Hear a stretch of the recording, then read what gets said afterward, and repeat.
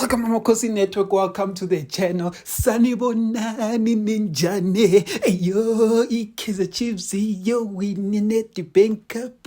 In Nedbank Cup. Hey, welcome to the channel. Please like, comment, and subscribe. Today, I want to start my series before the Nedbank Cup, and this series is the reasons why we believe Nabi is going to beat the Orlando Pirates. You know why I'm saying this? Because for this week, let's focus on one thing. Going to the cup, let's focus on one thing. We focus on positives. We ignore the league. Now it's not the league. Forget any performance you remember of the league. If you want to remember performances, think of Nedbank Cup. Think of free agents. I think it was Chippa United. Think Stellenbosch. Think Sundowns. Just think of those things. Nah? And when you've done thinking of those things, just say, all of those things that you thought about are going to be what you're going to see on Saturday. Saturday, we're going to take from the DDC energy and we're winning a cup. Saturday, Saturday. Is it Saturday? Why am I getting so excited? I think it's Saturday. But anyway, you guys know what I mean. Let me actually double check the dates before some of you come for me. I know a lot of you like coming from me. Yeah, it's Saturday. I confirmed. Yeah. The person who often comes for me is Messi. Messi, you know yourself, Bob. You know what you do, Bob. But anyway, let's get into it. Let's talk about some positives that we know. First positive I'm going to talk about is this. This is one of the big positives to our season, is us as fans in the previous seasons, we've been talking about one thing a lot of the time. We've been asking for the youth players. Yes, I spoke about the youth players yesterday. You guys know the DDC stance I have. It wasn't really a stance, it was something I picked up from what Vela Kumalo saying, where he spoke about that this season, the management or whoever, whatever, they decided that there will be no DDC players being promoted, which is in line with what we saw. There was no young player who got their debut this season, apart from the ones who got their debuts last season. So, in saying that, we have to take one thing away from Nabi. Nabi did his best with the players who were promoted in the previous seasons. So, let's talk about what do I mean by that. I mean that the players who have been part of the team and who have been youth players, they have been really part and parcel of Nabi's team going forward. Why do I say that? Nabi has been heavily reliant on Duba. All of us have known from Duba, from DDC, that this guy is a lethal striker. He just needs to play more. Who has played Duba the most? And that is Nabi. I am going to touch on Duba and what I feel like he improved in this season and what I feel like is good about Duba this season. We also saw Shabalala. Yes, he was very good beginning first half of the season. Second half of the season, after his injury that he got, I think he had like a hamstring injury, his performances dropped. But we can still talk about positive, because despite my criticism of him in the Soweto derby, despite everyone bashing him, the one thing I will always say is that if he fixes those one or two fancy passes and just gets focused, Shabalala will finish games with 3 assists, will finish games with hat-tricks. He has goals in him. If there's one player at Kaizer Chiefs who could reach 15 goals but is not a striker, it is Shabalala. And I know a lot of you are going to say I'm crazy, but it's fine. But anyway, the next one is Mfundo Vilakazi. Mfundo Vilakazi has been an important piece to Nabi's basically game.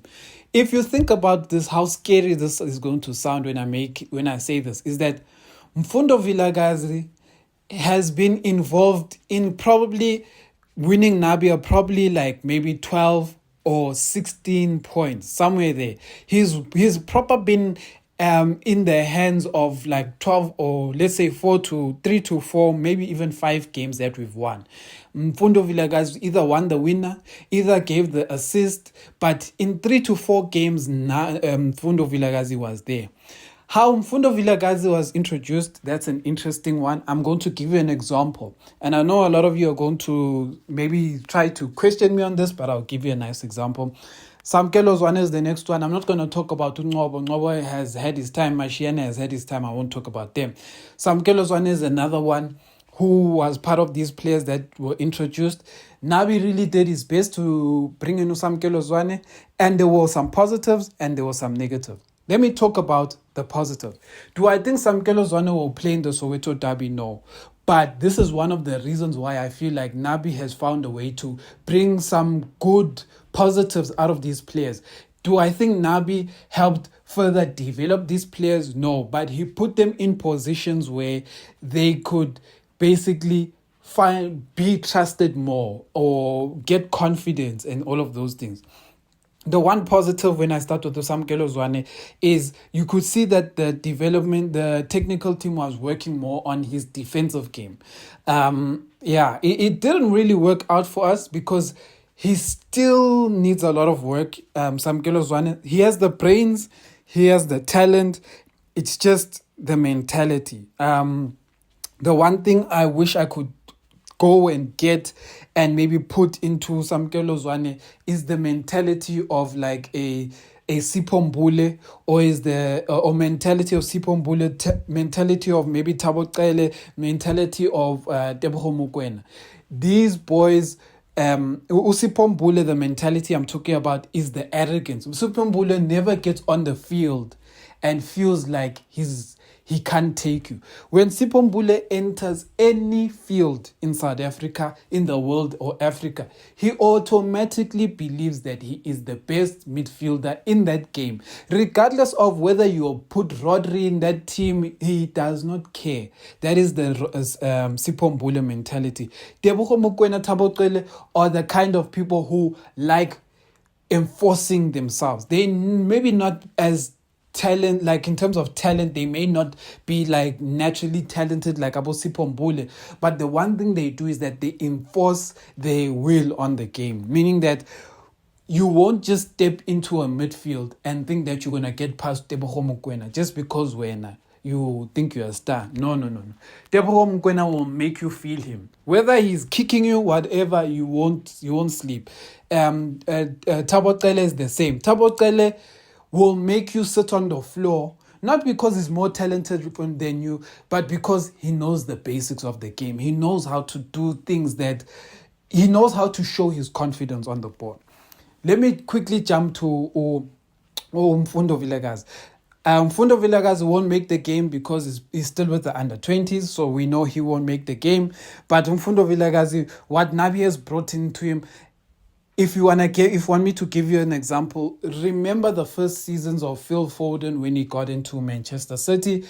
Pep Guardiola was criticized by many English journalists for not giving him more minutes, for not giving Phil Foden more minutes. But it's because Pep Guardiola knew Foden is still very raw. He has the talent, he has the will, he has everything, but he's still very raw, meaning that Phil Foden at that point didn't understand what he was in the game. And that is an important thing I want to add for you guys to understand. Phil Foden at that point, he didn't understand who he is to the game. And who he is to the game means Phil Foden used to put himself in positions where he would find himself having to have a physical fight with other players on the field. Like he would play a physical game. But it was Pep Guardiola whose guidance was teaching him that no, don't get sucked into the physical game, because the players who don't have quality will always force you into a physical game because they know they're not as good as you. But if you use your movement off the ball, if you use your accuracy of your passes, if you use your fluidity, and you're in a tough English Premiership league, but you need to play almost like about David Silva, almost like about Gundogan. These guys, you can't even recall times where they were fighting with someone physically, shoulder bump and all of those things. No, they found themselves in pockets. They moved the ball in ways. They they found these touches where they could avoid the physical battle. And that's what Phil Foden brought to his game. And that is what I'm seeing for Mfundo Villagaz. Mfundo Villagaz's weakness is he doesn't have pace and he doesn't have power. But he still has the mistake of trying to putting himself in situations that require pace or that require power. Now, what Mfundo Villagazi still needs to develop in his game is that when you have the ball, the player who is coming to take the ball must fear you having the ball, meaning that he must think twice before he makes a decision. But if he knows that you are going to try challenge him with the strength, he will get the ball. If he knows that you are going to try challenge him with pace, he will get the ball. But if he doesn't know what you're thinking of, that is the problem. Then he can't make a decision, and that's where you get him.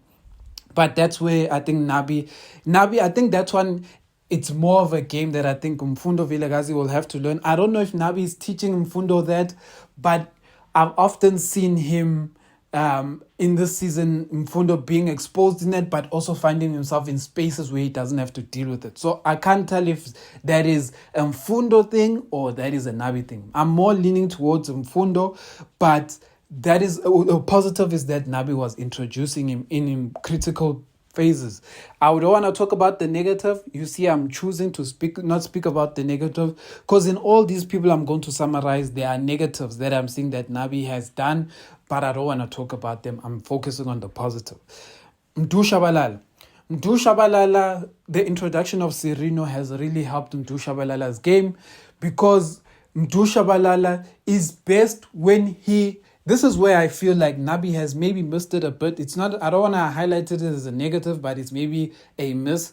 When Sirino was playing left wing, Mdu Shabalala was playing 10. But because Mdu was a 10, his movement off the ball would be rapid. He would move from left to right. He would move from striker to defense. And that movement was good, because what happened is that Sirino would just look for Mdu making these runs and giving that pass. And Mdu would be so close to the box that his decision making becomes a bit easier for him. But when Sirino is more on the left or the right, Mdu Shabalala is if Sirino is like more number 10 and Mdu is right or left, what it forces is that it limits Mdu's space to run and find his pockets, and Mdu has to be more involved in the creativity. And Mdu, I think he's the kind of player I want more in the box. I want him more in the finishing lines. I want him more to be that player with the last touch before the striker gets the ball. But yeah, Mdu Shabalala was introduced by Nabi. Nabi's quick fire game of playing on high attack speaks more to what Mdu is. Mdu is the game that Nabi has speaks more to what Mdu Shabalala is. Fun fact is that Mdu Shabalala was trained and guided by Wabo Athazwane. Athazwane played this football. The Nabi ball we're seeing Athazwane played. Mdu Shabalala and Duba, their best seasons in the DDC, they were playing the Zwane ball. The Zwane ball is very much the same as the Nabi ball, which is why we're seeing them play the way they play. Because the Nabi ball and the Zwane ball speaks the same, and in development, it's the game they were playing. It's a very transition game, a very running game, and it speaks to more their talents. And that actually takes me to Duba. Duba, fun fact about Duba is this. What we're seeing of Duba today is nothing. The boy is playing, in terms of goals and everything, he's playing probably at 40% of his talent. Wandile Duba, the crazy thing about him is that Wandile Duba still has is probably one day still going to reach a 70 to 80%. If he reaches 80%, Wandile Duba will be getting 15 goals without even asking questions. Wandile Duba will be getting 20 goals and it will feel like it's normal. Wandile Duba is that kind of player. But because we are yet to see it, we don't know yet if he'll reach that potential. But his potential is a 15 to 20 goals per season in the league, not even cups, in the league striker. And a lot of you will say I'm overthinking it. But think about it. Wandile Duba can header. Wandile Duba can shoot with left and right foot. Wandile Duba makes the runs. Wandile Duba can score penalties if he needs to. He can do everything as a striker. But what Nabi did to Wandile Duba, which initially was very irritating, but it may have benefited Wandile Duba. I still haven't put my finger on the how, but I think it may have benefited Wandile Duba, and that's being played as the right wing and left wing. What that forced Wandile Duba to do is gain his fitness, gain his toughness, because Wandile Duba, when he was forced to play left and right wing, he almost got switched into defensive positions, and Nabi would need him to play that defensive position. But now that Nabi has now forced him to be a striker, you can see the qualities he took from playing more defensive roles, and you can see how it's made him more arrogant, made him more tough, made him more fierce, made him more he's just become mentally a different kind of player. But that also has to do with Miguel. Miguel has been a big influence in the mentality of Duba. And the Miguel mentality is, you should never, ever, ever, ever, ever enter a football pitch and allow someone to walk on that pitch and walk all over you. Regardless of that person is more talented, regardless of what, no one should enter the pitch.